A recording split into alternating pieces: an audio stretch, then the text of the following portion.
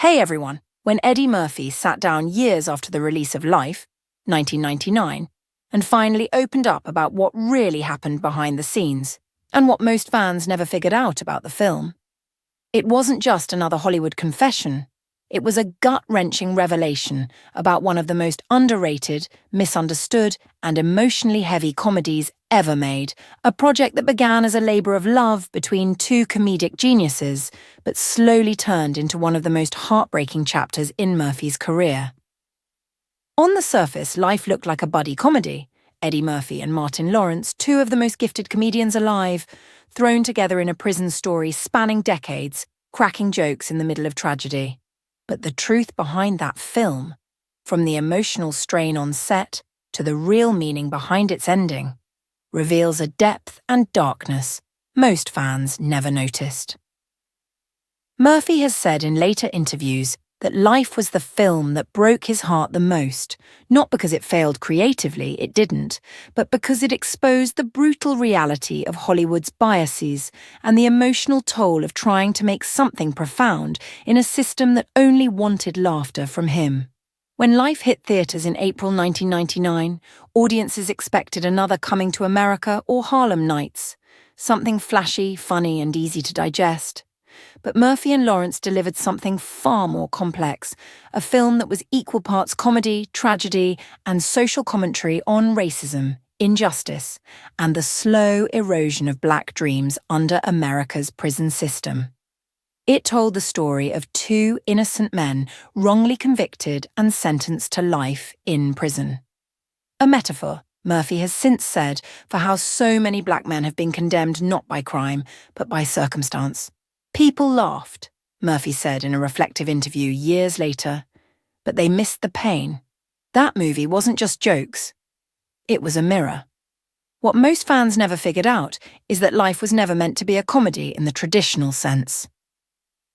Beneath the humor, Murphy and Lawrence were portraying something deeply tragic: the loss of freedom, the decay of spirit, and the absurdity of systemic racism disguised as entertainment.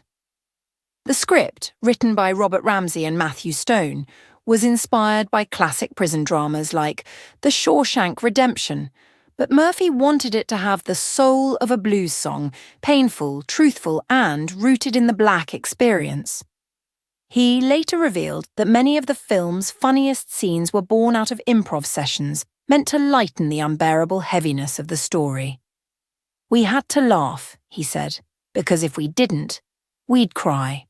But what made it worse, and what most fans never knew, was the emotional toll that making Life took on its two stars. At that time, both Murphy and Lawrence were dealing with immense personal and professional pressure. Murphy was trying to regain the respect of critics after a string of commercial comedies that branded him as a box office clown instead of the artistic force he wanted to be. Lawrence, meanwhile, was struggling privately with the mental and physical exhaustion that would later lead to his highly publicized breakdown. On set, the energy was a mix of brilliance and tension. According to those who were there, Eddie and Martin's chemistry was undeniable, but the mood wasn't always light. The Louisiana heat, the grueling makeup sessions for the aging scenes, and the film's emotionally heavy subject matter all created an atmosphere of melancholy. Murphy later admitted that shooting the final scenes, where the two men grow old together, forgotten by the world, broke something inside him. "That scene where we're old, sitting in the dark, still talking about freedom, that was me and Martin for real," he said. "We were both trapped in different ways, him in his mind, me in my career." And indeed, that emotional undercurrent carried into the film's reception.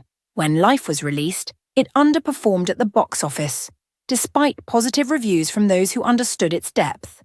Many critics dismissed it as another Eddie Murphy comedy, missing the quiet genius of what he and Lawrence had done.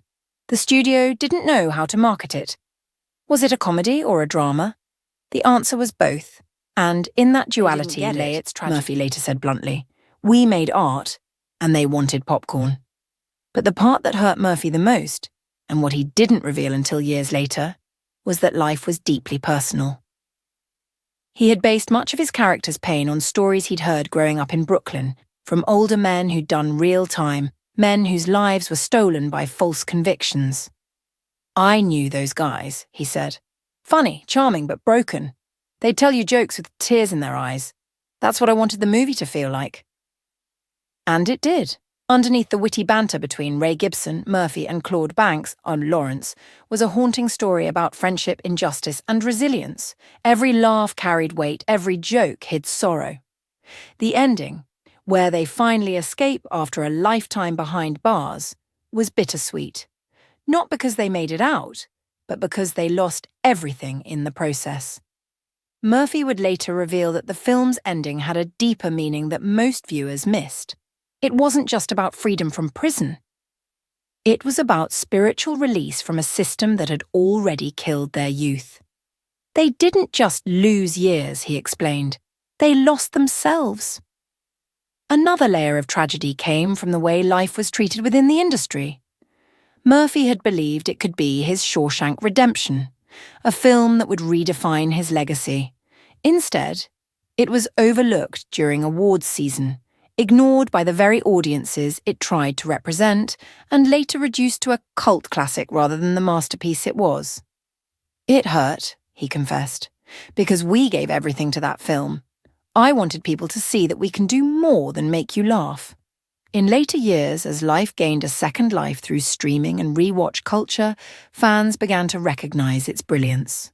The subtle performances, the heartbreaking dialogue, the soulful score. But by then, the damage was done. Murphy had already retreated from the kind of serious filmmaking that life represented, focusing instead on lighter roles and voice acting. In one revealing moment during an interview, he said, "That movie took something out of me. I poured too much truth into it. And when people didn't see it, I stopped showing that side." Bathed. Martin Lawrence, too, would later reflect on the film as one of the hardest and most meaningful experiences of his career. He said that working with Eddie was like acting beside a mirror. Everything you saw in him, you saw in yourself. But what fans didn't know was that behind the laughter, both men were fighting silent battles. Lawrence's health and mental well-being, Murphy's disillusionment with Hollywood, life became, in hindsight, the symbolic crossroad for both of them. The moment when comedy met tragedy, when genius met fatigue. The irony, of course, is that the movie's message mirrors their real lives, two men confined by circumstances beyond their control, fighting to keep hope alive through humor. And when Murphy revealed that truth years later, that life was never meant to just make people laugh but to make them feel, it reframed everything.